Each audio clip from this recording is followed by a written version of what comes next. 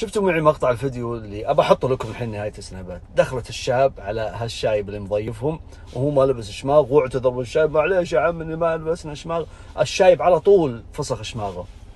موقف جميل وعفوي، اعطونا دروس فيه من الشاب ومن الشايب. الشاب كانه يقول لنا او يقول للشايب ترى انا رجال ابن رجال وعارف العلوم والاسلوم واقدم اعتذاري، والشايب اعطاه برضو انه مدرسه في المراجل.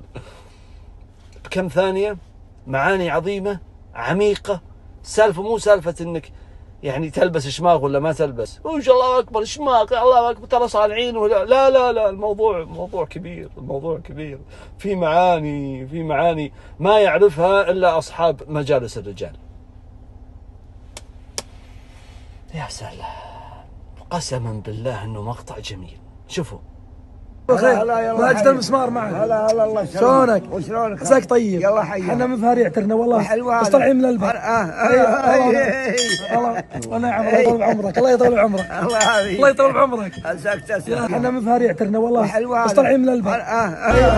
بالمرجله دايم علم، واللي يعاديه انهزم، ما ذاق طعم العافيه.